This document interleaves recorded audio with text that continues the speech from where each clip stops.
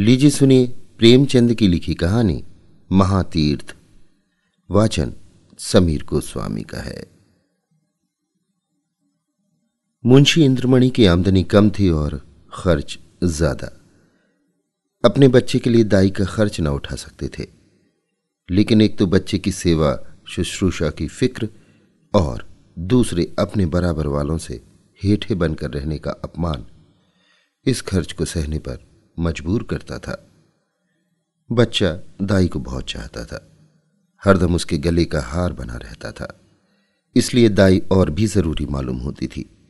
पर शायद सबसे बड़ा कारण यह था कि वो मुरव्वत के वश दाई को जवाब देने का साहस नहीं कर सकते थे। बुढ़िया उनके यहां 3 साल से नौकर थी। उसने उनके इकलौते लड़के का लालन पालन किया था। अपना काम बड़ी मुस्तैदी और परिश्रम से करती थी। उसे निकालने का कोई बहाना नहीं था और व्यर्थ खुचड़ निकालना इंद्रमणि जैसे भले आदमी के स्वभाव के विरुद्ध था। पर सुखदा इस संबंध में अपने पति से सहमत न थी। उसे संदेह था कि दाई हमें लूटे लेती है। जब दाई बाजार से लौटती तो वो दालान में छिपी रहती कि देखूं आटा कहीं छिपा कर तो नहीं रख देती, लकड़ी तो नहीं छिपा देती।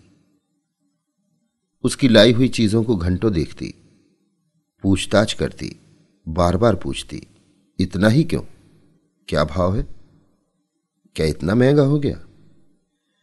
दाई कभी तो इन संदेहात्मक प्रश्नों का उत्तर नम्रतापूर्वक देती, किंतु जब कभी बहू जी ज्यादा तेज हो जाती तो वो भी कड़ी पड़ जाती थी।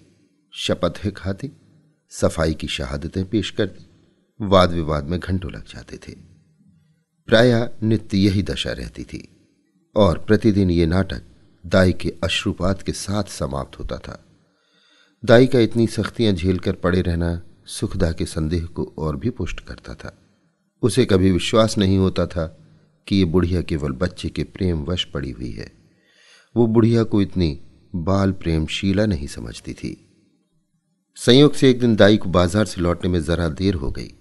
वहां 2 कुंजड़िनों में देवासुर संग्राम मचा था। उनका चित्रमय हाव भाव, उनका आग्नेय तर्क वितर्क, उसके कटाक्ष और व्यंग सब अनुपम थे। विष के 2 नद थे या ज्वाला के 2 पर्वत जो दोनों तरफ से उमड़कर आपस में टकरा गए थे। क्या वाक प्रवाह था, कैसी विचित्र विवेचना! उनका शब्द बाहुल, उनकी मार्मिक विचारशीलता, उनके अलंकृत शब्द विन्यास और उनकी उपमाओं की नवीनता पर ऐसा कौन सा कवि है जो मुग्ध न हो जाता। उनका धैर्य, उनकी शांति विस्मयजनक थी। दर्शकों की एक खासी भीड़ भी थी। वो लाज को भी लज्जित करने वाले इशारे, वो अश्लील शब्द जिनसे मलिनता के भी कान खड़े होते, सहस्त्रों रसिक जनों के लिए मनोरंजन की सामग्री बने हुए थे। दाई भी खड़ी हो गई कि देखूं क्या मामला है। तमाशा इतना मनोरंजक था कि उसे समय का बिल्कुल ध्यान न रहा। एकाएक जब 9 के घंटे की आवाज कान में आई तो चौंक पड़ी और लपकी हुई घर की ओर चली। सुखदा भरी बैठी थी। दाई को देखते ही त्योरी बदलकर बोली, क्या बाजार में खो गई थी? दाई विनयपूर्ण भाव से बोली, एक जान पहचान की मेहरी से भेंट हो गई, वो बातें करने लगी। सुखदा इस जवाब से और भी चिढ़कर बोली, यहां दफ्तर जाने को देर हो रही है और तुम्हें सैर सपाटे की सूझती है। परंतु दाई ने इस समय दबने में ही कुशल समझी। बच्चे को गोद में लेने चली, पर सुखदा ने झिड़क कर कहा, रहने दो, तुम्हारे बिना वो व्याकुल नहीं हुआ जाता। दाई ने इस आज्ञा को मानना आवश्यक नहीं समझा। बहू जी का क्रोध ठंडा करने के लिए इससे उपयोगी और कोई उपाय न सूझा। उसने रुद्रमणि को इशारे से अपने पास बुलाया। वो दोनों हाथ फैलाए लड़खड़ाता हुआ उसकी ओर चला। दाई ने उसे गोद में उठा लिया और दरवाजे की तरफ चली, लेकिन सुखदा बाज की तरह झपटी और रुद्र को उसकी गोद से छीन कर बोली, तुम्हारी ये धूर्तता बहुत दिनों से देख रही हूं। ये तमाशे किसी और को दिखाइयो, यहां जी भर गया। दाई रुद्र पर जान देती थी और समझती थी कि सुखदा इस बात को जानती है। उसकी समझ में सुखदा और उसके बीच ये ऐसा मजबूत संबंध था जिसे साधारण झटके तोड़ न सकते थे। यही कारण था कि सुखदा के कटु वचनों को सुनकर भी उसे ये विश्वास न होता था कि मुझे निकालने पर प्रस्तुत है। सुखदा ने ये बातें कुछ ऐसी कठोरता से कहीं और रुद्र को ऐसी निर्दयता से छीन लिया कि दाई से सहन न हो सका। बोली, बहू जी, मुझसे कोई बड़ा अपराध तो नहीं हुआ, बहुत तो पाव घंटे की देर हुई होगी। इस पर आप इतना बिगड़ रही हैं तो साफ क्यों नहीं कह देती कि दूसरा दरवाजा देखो। नारायण ने पैदा किया है तो खाने को भी देगा, मजदूरी का अकाल थोड़े ही है। सुखदा ने कहा, तो यहां तुम्हारी परवाह ही कौन करता है? तुम्हारी जैसी लौंडने गली गली ठोकरें खाती फिरती हैं। दाई ने जवाब दिया, हाँ नारायण आपको कुशल से रखें, लौंडने और दाइयां आपको बहुत मिलेंगी। मुझसे जो कुछ अपराध हुआ हो क्षमा कीजिएगा, मैं जाती हूं। सुखदा, जाकर मर्दाने में अपना हिसाब कर लो। दाई, मेरी तरफ से रुद्र बाबू को मिठाइयां मंगवा दीजिएगा। इतने में इंद्रमणि भी बाहर से आ गए। पूछा, क्या है क्या? दाई ने कहा, कुछ नहीं, बहू जी ने जवाब दिया है, घर जाती हूं। इंद्रमणि गृहस्थी के जंजाल से इस तरह बचते थे जैसे कोई नंगे पैर वाला मनुष्य कांटों से बचे। उन्हें सारे दिन एक ही जगह खड़े रहना मंजूर था, पर कांटों में पैर रखने की हिम्मत न थी। खिन्न होकर बोले, बात क्या हुई? सुखदा ने कहा, कुछ नहीं, अपनी इच्छा, जी नहीं चाहता नहीं रखते, किसी के हाथों बिक तो नहीं गए। इंद्रमणि ने झुंझला कर कहा, तुम्हें बैठे बैठे एक ना एक खुचड़ सूझती रहती है। सुखदा ने तिनक कर कहा, हाँ मुझे तो इसका रोग है, क्या करूं, स्वभाव ही ऐसा है।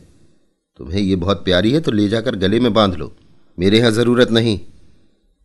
दाई घर से निकली तो आंखें डबडबाई हुई थी। हृदय रुद्रमणि के लिए तड़प रहा था। जी चाहता था कि एक बार बालक को लेकर प्यार कर लूं, पर यह अभिलाषा लिए हुए ही उसे घर से बाहर निकलना पड़ा।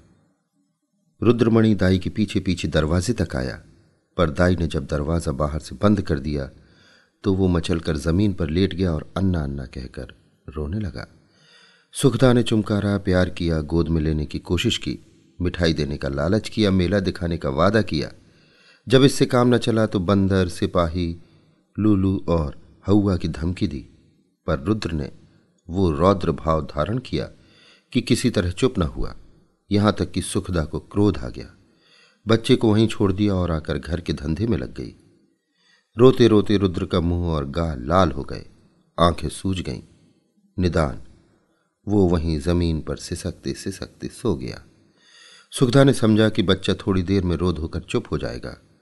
रुद्र ने जागते ही अन्ना की रट लगाई। 3 बजे इंद्रमणि दफ्तर से आए और बच्चे की ये दशा देखी तो स्त्री की तरफ कुपित नेत्रों से देखकर उसे गोद में उठा लिया और बहलाने लगे। जब अंत में रुद्र को ये विश्वास हो गया कि दाई मिठाई लेने गई है तो उसे संतोष हुआ, परंतु शाम होते ही उसने फिर चीखना शुरू किया, अन्ना मिठाई ला। इस तरह 2-3 दिन बीत गए। रुद्र को अन्ना की रट लगाने और रोने के सिवा और कोई काम न था। वो शांत प्रकृति कुत्ता जो उसकी गोद से एक क्षण के लिए भी न उतरता था, वो मौन व्रतधारी बिल्ली जिसे ताक पर देखकर वो खुशी से फूला न समाता था, वो पंखीन चिड़िया जिस पर वो जान देता था, सब उसके चित्त से उतर गए। वो उनकी तरफ आंख उठाकर भी न देखता। अन्ना जैसी जीती जागती प्यार करने वाली, गोद में लेकर घुमाने वाली, थपक थपक कर सुलाने वाली, गा गा कर खुश करने वाली चीज का स्थान उन निर्जीव जीवों से पूरा न हो सकता था। वो अक्सर सोते सोते चौंक पड़ता, अन्ना अन्ना पुकार कर हाथों से इशारा करता, मानो उसे बुला रहा है। अन्ना की खाली कोठरी में घंटों बैठा रहता। उसे आशा होती कि अन्ना यहां आती होगी। इस कोठरी का दरवाज़ा खुलते सुनता तो अन्ना अन्ना कहकर दौड़ता, समझता कि अन्ना आ गई। उसका भरा हुआ शरीर घुल गया, गुलाब जैसा चेहरा सूख गया। माँ और बाप उसकी मोहनी हंसी के लिए तरस कर रह जाते थे। यदि बहुत गुदगुदाने या छेड़ने से हंसता भी तो ऐसा जान पड़ता था कि दिल से नहीं हंसता, केवल दिल रखने के लिए हंस रहा है। उसे अब दूध से प्रेम न था, न मिश्री से, न मेवे से, न मीठे बिस्किट से, न ताज़ी इमरती से। उनमें मज़ा तब था जब अन्ना अपने हाथों से खिलाती थी। अब उनमें मज़ा नहीं था। 2 साल का लहलहाता हुआ सुंदर पौधा मुरझा गया। वो बालक जिसे गोद में उठाते ही नरमी, गर्मी और भारीपन का अनुभव होता था, अब सूख कर कांटा हो गया। सुखदा अपने बच्चे की ये दशा देखकर भीतर ही भीतर कुढ़ती, अपनी मूर्खता पर पछताती। इंद्रमणि जो शांति प्रिय आदमी थे, अब बालक को गोद से अलग न करते थे। उसे रोज साथ हवा खिलाने ले जाते थे, नित्य नए खिलौने लाते थे, पर मुरझाया हुआ पौधा किसी तरह भी न पनपता था। ताई उसके लिए संसार की सूर्य थी। उस स्वाभाविक गर्मी और प्रकाश से वंचित रहकर हरियाली को बाहर कैसे दिखाता। दाई के बिना अब उसे चारों ओर सन्नाटा दिखाई देता था। दूसरी अन्ना तीसरे ही दिन रख ली गई थी, पर रुद्र उसकी सूरत देखते ही मुंह छिपा लेता, मानो वो कोई डायन या चुड़ैल हो। प्रत्यक्ष रूप में दाई को न देखकर रुद्र अब उसकी कल्पना में मग्न रहता। वहां उसकी अन्ना चलती फिरती दिखाई देती थी। उसकी वो गोद थी, वही स्नेह, वही प्यारी प्यारी बातें, वही प्यारे गाने, वही मजेदार मिठाइयां, वही सुहावना संसार, वही आनंदमय जीवन। अकेले बैठकर कल्पित अन्ना से बातें करता। अन्ना कुत्ता भूखे, अन्ना गाय दूध देती, अन्ना उजला उजला घोड़ा दौड़े। सवेरा होते ही लोटा लेकर दाई की कोठरी में जाता और कहता, अन्ना पानी। दूध का गिलास लेकर उसकी कोठरी में रखाता और कहता, अन्ना दूध पिला। अपनी चारपाई पर तकिया रखकर चादर से ढांक देता और कहता, अन्ना सोती है। सुखदा जब खाने बैठती तो कटोरी उठा उठाकर अन्ना की कोठरी में ले जाता और कहता, अन्ना खाना खाएगी। अन्ना अब उसके लिए स्वर्ग की वस्तु थी, जिसके लौटने की अब उसे बिल्कुल आशा न थी। रुद्र के स्वभाव में धीरे धीरे बालकों की चपलता और सजीवता की जगह एक निराशाजनक धैर्य, एक आनंद विहीन शिथिलता दिखाई देने लगी। इस तरह 3 हफ्ते गुजर गए। बरसात का मौसम था। कभी बेचैन करने वाली गर्मी, कभी हवा के ठंडे झोंके, बुखार और जुकाम का जोर था।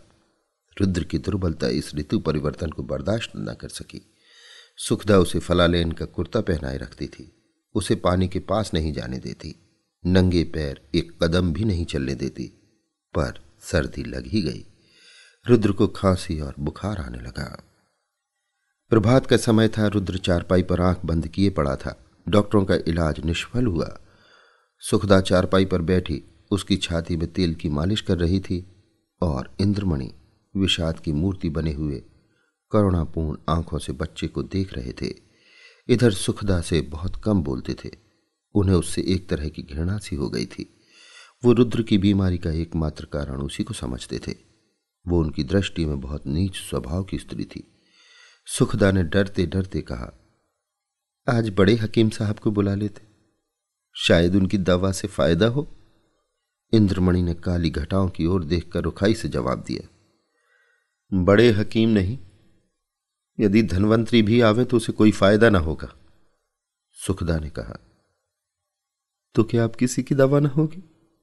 इंद्रमणि, बस इसकी एक ही दवा है और अलभ है।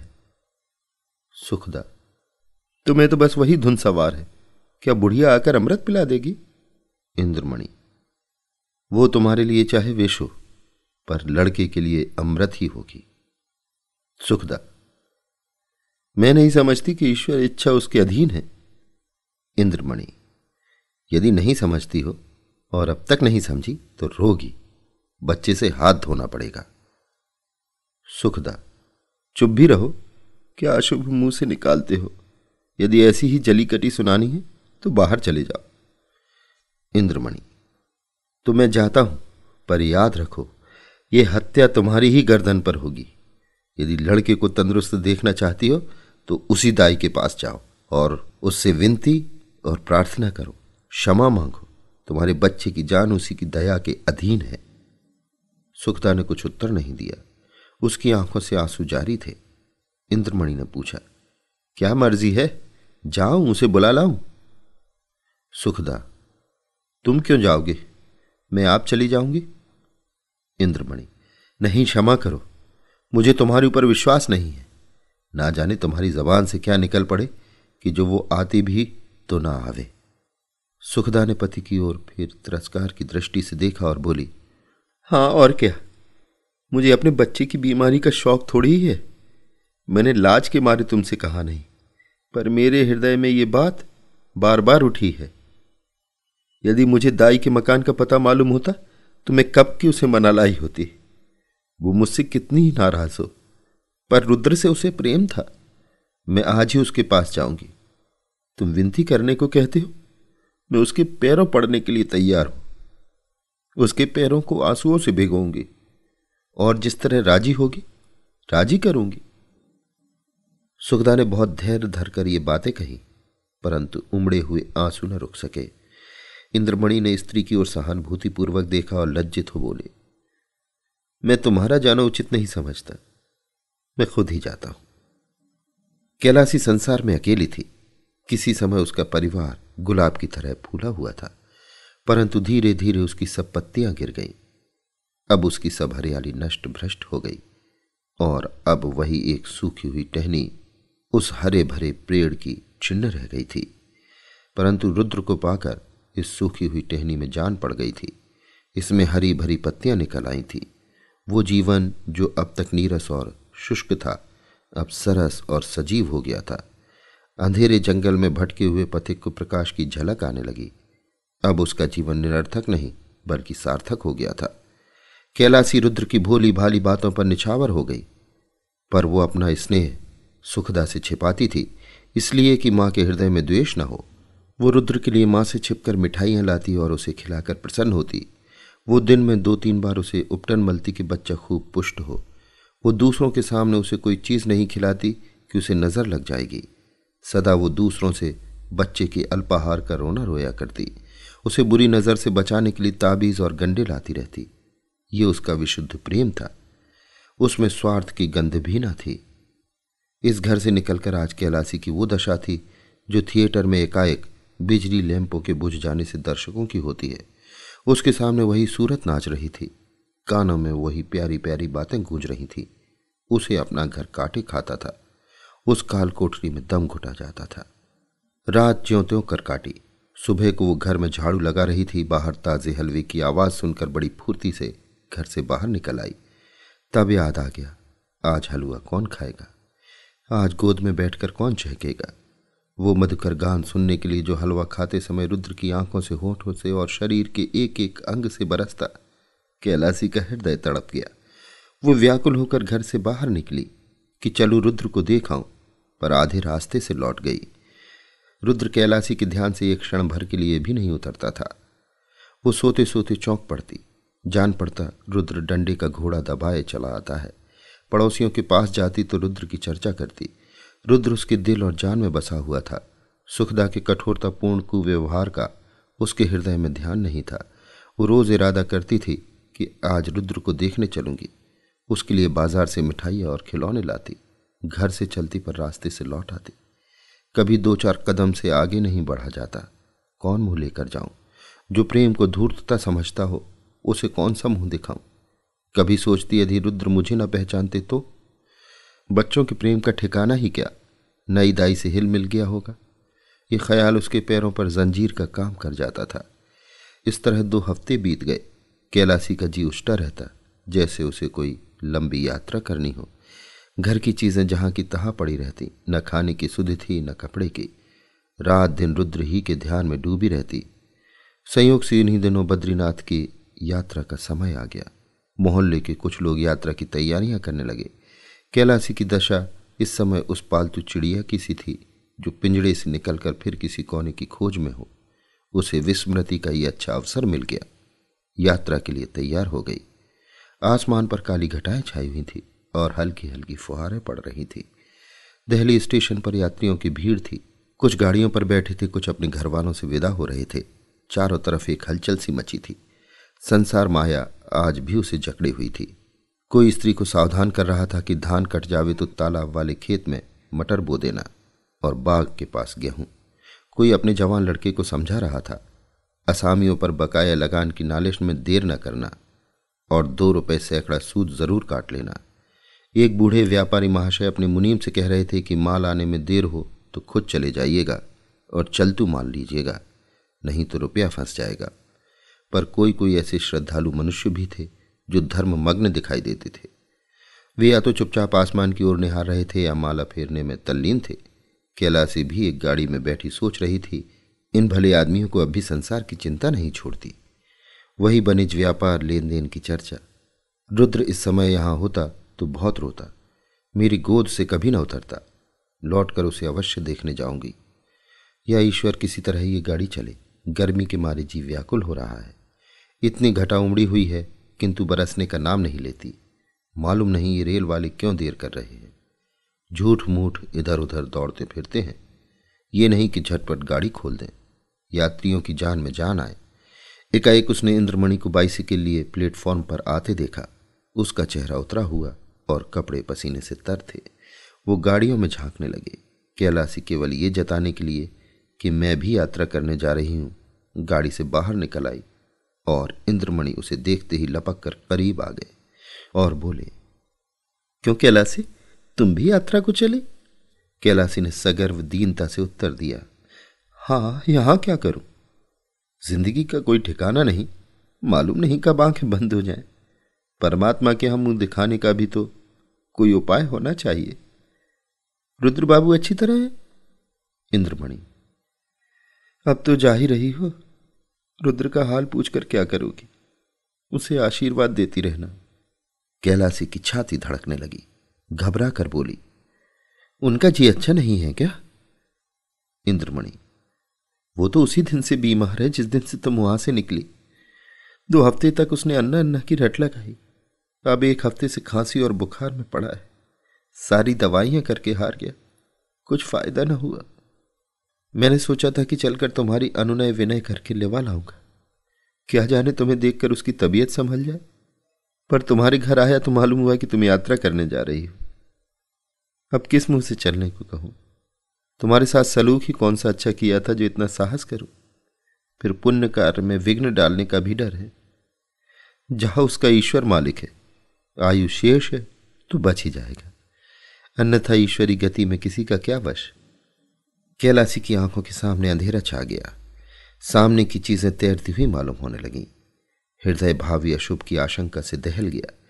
हृदय से निकल पड़ा, या ईश्वर मेरे रुद्र का बाल बांका ना हो। प्रेम से गला भराया। विचार किया, मैं कैसी कठोर हृदया हूं। प्यारा बच्चा रो रो कर हलाकान हो गया और मैं उसे देखने तक नहीं गई।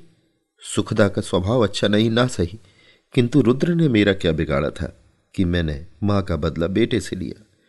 ईश्वर मेरा अपराध क्षमा करो, प्यारा रुद्र मेरे लिए हुड़क रहा है। इस ख्याल से कैलासी का कलेजा महसूस उठा और आंखों से आंसू बहने निकले। मुझे क्या मालूम था कि उसे मुझसे इतना प्रेम है। नहीं मालूम बच्चे की क्या दशा है। भयातुर हो बोली, दूध तो पीते हैं ना? इंद्रमणि, तुम दूध पीने को कहती हो? उसने 2 दिन से आंखें तक नहीं खोली। कैलासी, या मेरे परमात्मा, अरे कुली कुली, बिठा कर मेरा सामान गाड़ी से उतार दे। अब मुझे तीरथ जाना नहीं सोचता। हाँ बेटा, जल्दी कर। बाबूजी देखो, कोई इक्का हो तो ठीक कर लो। इक्का रवाना हुआ। सामने सड़क पर बग्घिया खड़ी थी। घोड़ा धीरे धीरे चल रहा था। कैलासी बार बार झुंझलाती थी और इक्कावान से कहती थी, बेटा जल्दी कर, मैं तुझे कुछ ज्यादा दे दूंगी। रास्ते में मुसाफिरों की भीड़ देखकर उसे क्रोध आता था। उसका जी चाहता था कि घोड़े के पर लग जाते, लेकिन इंद्रमणि का मकान करीब आ गया तो कैलासी का हृदय उछलने लगा। बार बार हृदय से रुद्र के लिए शुभ आशीर्वाद निकलने लगा। ईश्वर करे सब कुशल मंगल हो। एक का इंद्रमणि की गली की ओर मुड़ा। अकस्मात कैलासी के कान में रोने की ध्वनि पड़ी। कलेजा मुंह को आ गया, सिर में चक्कर आ गया। मालूम हुआ नदी में डूबी जाती हूं। जी चाहा कि इक्के पर से कूद पड़ूं, पर थोड़ी देर में मालूम हुआ कि कोई स्त्री मैके से विदा हो रही है। संतोष हुआ। अंत में इंद्रमणि का मकान आ गया। कैलासी ने डरते डरते दरवाजे की तरफ ताका, जैसे कोई घर से भागा हुआ अनाथ लड़का शाम को भूखा प्यासा घर आए।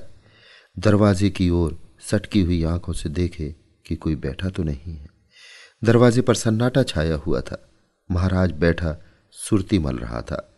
कैलासी को जरा ढांढस हुआ। घर में बैठी तो नई दाई पुलटिस पका रही थी। हृदय में बल का संचार हुआ।